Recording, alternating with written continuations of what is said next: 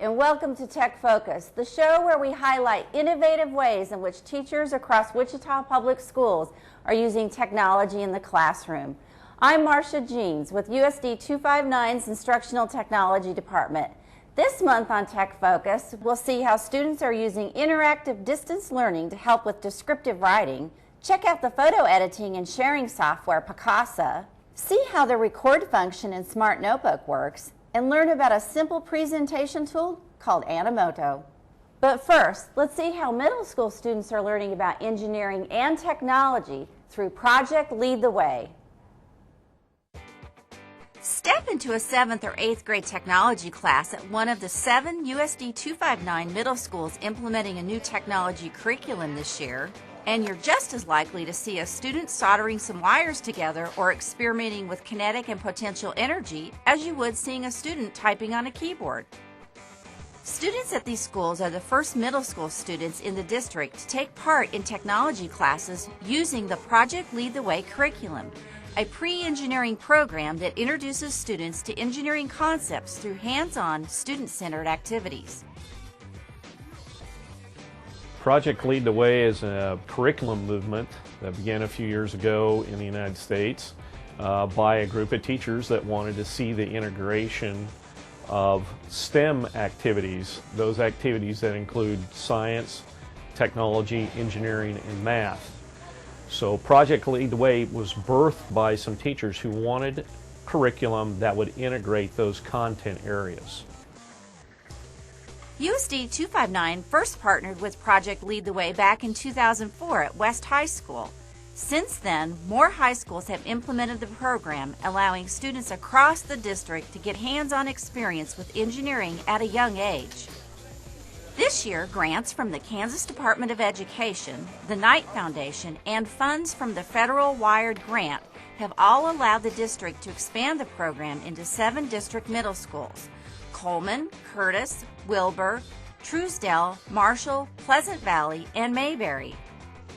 The middle school curriculum is actually called GTT for Gateway to Technology, and it's just kind of a stepping stone to get these kids ready for the more heavy-duty engineering classes that they'll find in high school.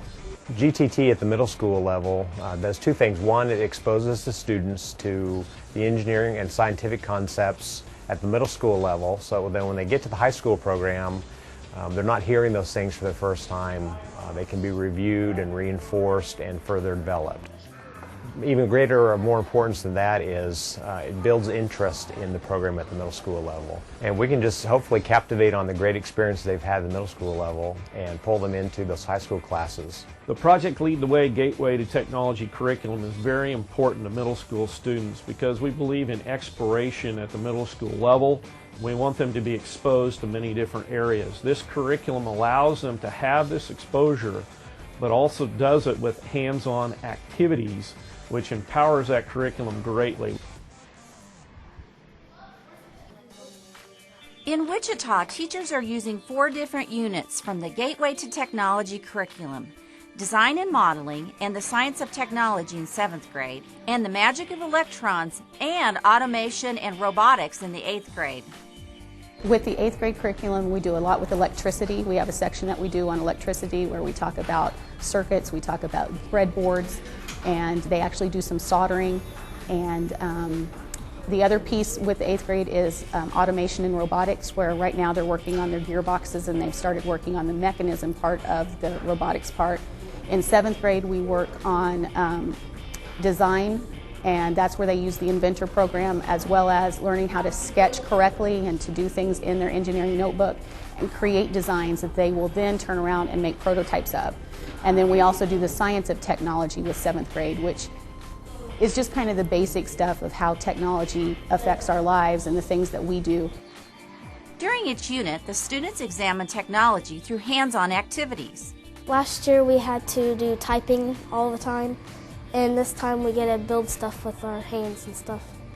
I like that we're actually building stuff this time instead of just like typing, where we get to mess with parts, motors, and put in output shafts. We get to program things, we get to build stuff.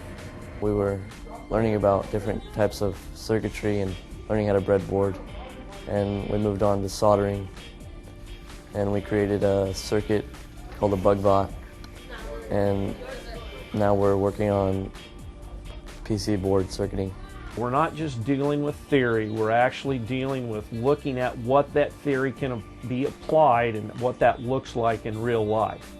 So the projects are allowing them to touch and feel different aspects of that STEM curriculum, or science, technology, engineering, and math. Of course, the students may be learning about science, technology, engineering, and math, but often they only notice the engineering and technology portion of the equation. But math and science concepts are part of most every lesson, tying these core curriculum areas into real-world activities in a more fun and engaging way. I mean, the key thing is, where am I going to use this? I mean, how often do we hear, where am I going to use this? And this kind of helps them understand without even knowing that we're using science and math, that I'm going to use this. Like with the circuit boards and figuring out where electricity comes from and how electricity works. The different simple machines they're incorporating, how are we going to use that? What's the importance of knowing what a simple machine is and what's the different kinds? It's not the normal, what you would think of computer class, where they come in, sit down and just do some boring keyboard. So they're getting a lot of hands-on to where they can see how math and science actually can be used in everyday life. As the students work through the Gateway to Technology curriculum, they get an introduction into the field of engineering that sets the stage for further engineering classes at the high school level. The curriculum is very aligned with the high school programs. The high schools like Northwest, which is our feeder school, has been doing Project Lead the Way for a couple years now, and I think it's very important for the middle schools to continue that education and keep going in the engineering field, you know, if that interests them. They're getting a good introduction. It's really an in-depth introduction, in my opinion, of the world of engineering. And the good thing with this program is it really sets them up for those people that find it interesting, that if they go to, for us, North High School, they can go right into that, and then in a couple years out of high school, they'll be in a very high-end paying job. Now that I know what to do, because I had no idea what engineering meant, but now I know what it means, so it would definitely help me if I wanted to be an engineer. And of course, since not all students will eventually become an engineer, the Gateway to Technology curriculum will still help them in whatever they do, as the concepts and principles they are learning can be applied to so many careers, from the sciences to the arts. But since it'll be a while before these students will have to make a final career decision, for now they'll just enjoy exploring and learning about technology. I've already got students asking, are we going to be doing that next semester in the 6th graders, or what are we doing in the 7th grade? And so it's really starting to be a good positive thing and creating buzz within our program.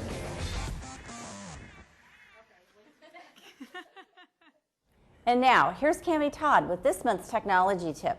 This month, Cami will be showing you a free program from Google called Picasa that allows you to share and edit photos.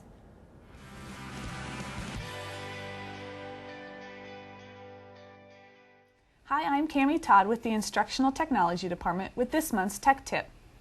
Do you have photos that you need to edit but don't want to spend money on an expensive photo editing tool? Picasa can help. Picasa is a free organizational and editing tool from Google that allows you to fix red eye, crop, change the color, and add text to any of your photos. Before using Picasa, you will first need to download it on your computer. You can find the download at picasa.google.com. To begin, simply double-click on the Picasa icon on your desktop or choose the program from Start All Programs on your computer. The first time you open Picasa, it will scan your computer for pictures. You can choose to scan your entire computer or just My Documents, My Pictures, and the desktop.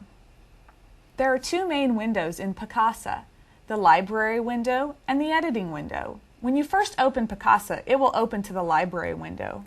To move to the editing window, simply double-click on any photo. To go back, click on the Back to Library button in the upper left corner of your screen. In this tech tip, I will show you how to crop a photo, fix red eye, add text, and change the color of a photo. To crop a photo, first open the Edit window by double-clicking on the photo you want to crop. There are three main tabs in this window: the Basic Fixes tab, the Tuning tab, and the Effects tab. You'll find Crop on the Basic Fixes tab. Click on this button. Next, from the drop-down, choose the size you want to crop your photo to. You'll see size options for printing, as well as CD covers and computer monitor options. Choose the one you want, and then use your mouse to draw a box around the portion of the photo you want to crop. Once the box is drawn, you can use the hand icon to move it around for more precise selection. When you are satisfied with your crop, click Apply in the box on the left. Your picture is now cropped. To go back to the library, click on the Back to the Library button in the upper left corner of your screen. To fix red eye, first open the picture in the editing window by double-clicking. The red eye function is also found on the Basic Fixes tab. Click on the red eye button. Picasa automatically detects where the eyes are on your photo and draws green boxes around them. If this is correct, simply click Apply to automatically fix red eye. If you are satisfied with the changes, go back to the library by clicking the button in the upper left-hand corner of your screen. To add text to a photo, first open the editing window by double-clicking on the photo. The text feature is also found on the Basic Fixes tab. Click on this button. Before you add the text, you'll first want to decide what font type, color, and size you want to use. Choose these from the options in the left-hand menu. Next, click anywhere on the photo and start typing. When you are done typing, you can move your selection anywhere on the photo or rotate it to a vertical or horizontal position. When you are satisfied with your changes, click Apply. Then click back to Library to return to your selection of photos. To change the coloring of a photo, open the photo by double-clicking. This feature is found on the Effects tab in the upper left-hand corner. You'll notice there's a preview of each option on the left-hand side of your screen. Click on any of the options to apply. If you do not like that option, simply click Undo at the bottom and try another option. When you are satisfied with your changes, simply click Back to Library. I've shown you just a few of the options in the Picasa software. You can even use it to create a collage or movie from your photos, so try it out today. You can find step-by-step instructions for this month's technology tip on the Instructional Technology website at technology.usd259.org. And now, here's Brandon Bench with this month's Smart Tip. This month, Brandon will be showing you a feature in Smart Notebook software called the Page Recorder.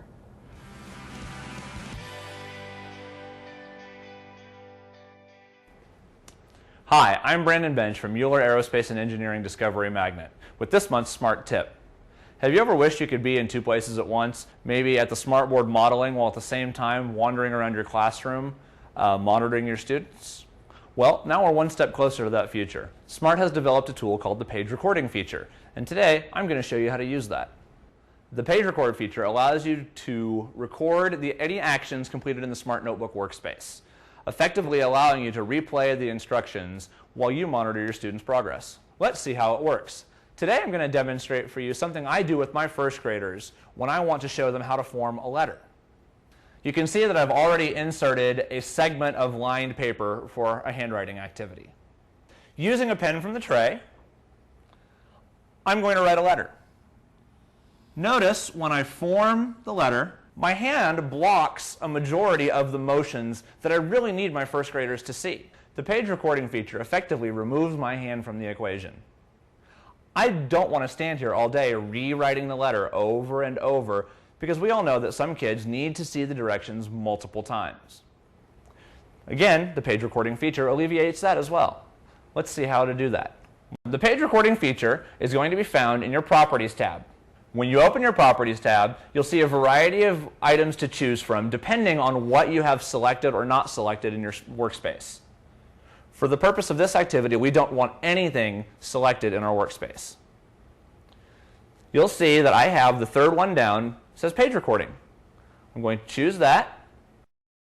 To start recording, I'm going to set my pen back in the tray, push start recording, and you'll notice the red record icon over my shoulder. I'm going to choose my pen again, write my letter formation, stop recording, and you'll notice my letter disappeared. That doesn't mean it's gone. It's simply reset to the first frame of the video that I just recorded.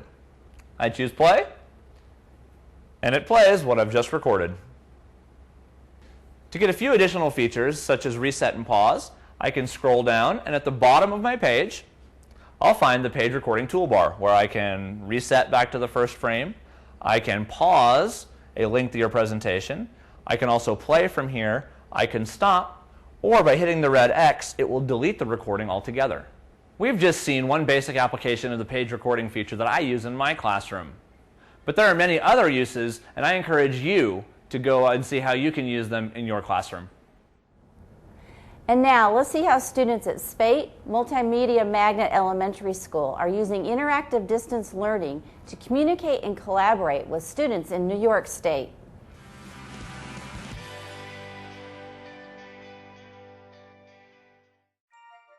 Each November, people across the United States look back at the year and reminisce about what they are thankful for.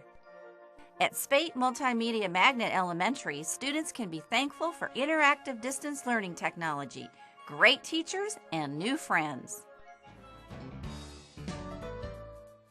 These students celebrated Thanksgiving by taking part in a long-distance project with an elementary school in Port Washington, New York.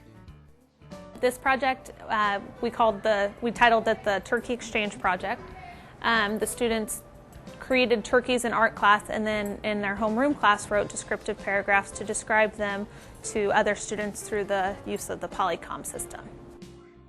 The Turkey Exchange Project is similar to a Halloween project called Monster Match, where students design a monster, write a description of the monster, and then read the descriptions to the other students through the Polycom interactive distance learning system, allowing those students to guess which monster they're trying to describe. The teachers at Spate and in Port Washington modified the project so that it was perfect for Thanksgiving. The students at Spate started the project in art class. The first step was to make their turkeys. We wanted all the turkeys to be very individual. They ended up being, they had common features that were the same, but then they each had unique characteristics that made them a little bit different. Next, the students set to work writing descriptive paragraphs about their turkeys. They had to make sure that they were detailed descriptions so that other students would be able to hear the description and pick out which turkey they were trying to describe. The students worked to keep their descriptions vibrant and imaginative. I thought the kids' descriptions were awesome. They all did a quick introduction that was really catchy and got our attention, and then their descriptions were very detailed and pinpointed right to their turkey, and I think they did a very good job. Once the descriptions were done, the turkeys were put in the mail, ready for the 1,515-mile trip to Port Washington, which is located on Long Island. And of course, traveling from Long Island to Wichita was a package full of turkeys from the Port Washington students, who also had written descriptions of their creations. After all the turkeys had completed their journeys, it was time for the students and teachers to meet each other face to face. Using the Polycom system, the students could see and hear each other, and they put their turkey descriptions to the test. We read our descriptive paragraphs to the other school, and then they read their paragraphs to us, and we tried to, kind of like a Where's Waldo thing, we tried to find their turkey amongst the other turkeys, just through the use of their descriptive writing. Of course, teachers could have easily done the Turkey Exchange Project with another class at their own school, but through the Polycom, students got a chance to meet with other students across the country, adding another dimension to a fun project. We introduced the project to the students a couple months ago, and at first they were not too excited about it, but once we showed them what the Polycom was and explained how they were going to be talking to students in a whole nother state, they really got excited about it. The kids were very motivated to know that other people would be listening to their descriptions and just connecting to students somewhere else. They were very excited about seeing new faces and meeting new friends. And seeing those new faces and meeting those new friends gave students the motivation to do their best work when it came to creating their turkeys and writing their descriptions. It was very engaging and exciting for the students, and I think it really got the students excited about the whole writing process and sharing their work with other people.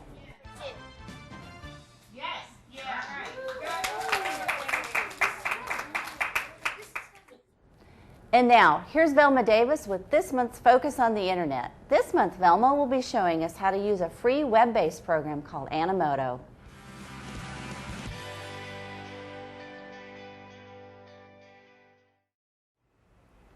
Hi, I'm Velma Davis with Instructional Technology Department. Would you like an engaging way to introduce a new topic to your students that's a little bit different? Well, let me show you a neat way. It's called Animoto. Animoto is an online web-based application that allows you to create slideshows with your own images and own videos.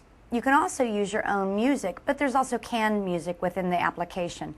Let me show you how to get started. When you first open Animoto, you need to register for an account. I already have an account, so I'm going to simply sign in. You're going to start right up here where it says Create Video. Now you have a menu and it says choose your video type. The only option that you have that's an unpaid option is right here, the video short. It's a 30-second video that's free for the users. So I'm going to create a video. Notice that you have along the left-hand side a very easy menu to follow. It says 1, let's get your imagery, 2, music, and 3, finalize. So let's get started with number 1. From this point, you have a selection of 3 menu choices. Upload from your own computer, select from our collection, or retrieve from another site. We're going to choose upload from your own computer. And we're going to find our folder on the desktop called basketball. We're going to open it. And notice that I have a bunch of images in my folder. I can highlight the first image, and then I can hold down the Shift key, go to the end, and select them all, and click Open, and it will upload all of those pictures at once. Now that we've uploaded all of our pictures, I want to remove a few of the images. For example, most of my images that I have are just images of kids and basketballs. I want to remove this one that says WSU. I come down here just to delete. I'm going to remove the Power Cat and KU. Okay, once we have our images selected, then we go to step number 2. Step number 2, you have a menu option of either select from their collection or you can upload your own music from the computer. I'm going to select collection. And you can see a variety of genre selections. We're going to choose this one and running. Once you've selected your music, they allow you to make a choice of what your opening slide looks like. Do you want a plain green cover? Do you want this cover of the little boy? Or do you want a basketball? I think we'll choose the basketball for our opening cover. Now it's going to prompt you for a title. We're going to title this one Basketball Play, and a brief description. We're going to put practice hard. And click on Create Video. Now the video is going to render. At this point, it's going to take quite a while for the video to render. It actually renders on their server, so you can close out of your browser. It will email you when it's finished. Once you receive the email, then you can open, follow the link, and it comes up here and you can click play.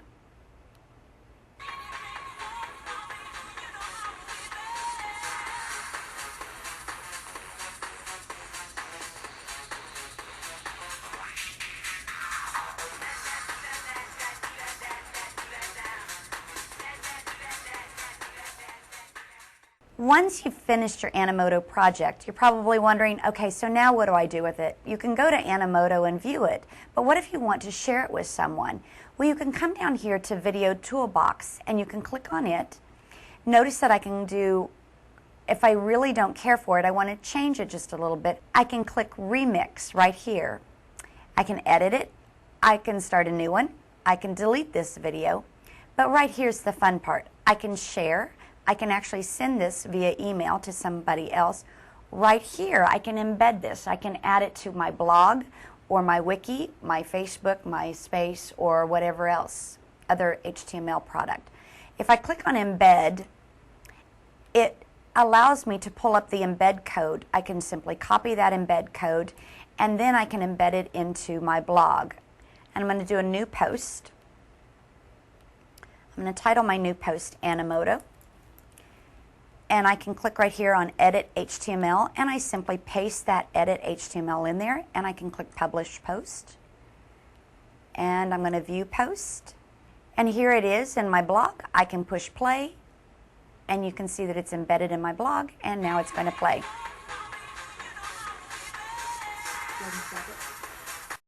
Another application that you could use Animoto for in the classroom is you could put together a variety of images about a common theme. Let's watch this one. This is Guess the Word. I had this dream and you were there. We were cowboys, sleepy cowboys. Above open range was miles of timber. Fix them fences, you remember. Horse and saddle, rope and leather. Did you guess the theme? It was Texas. I hope that you enjoy making an Animoto video, and you might try sending one as a holiday greeting. Thanks. Well, that's it for another episode of Tech Focus. If you have an idea you would like to see featured on our show, send us an email at techfocus@usd259.net. I'm Marcia Jeans. Thanks for watching.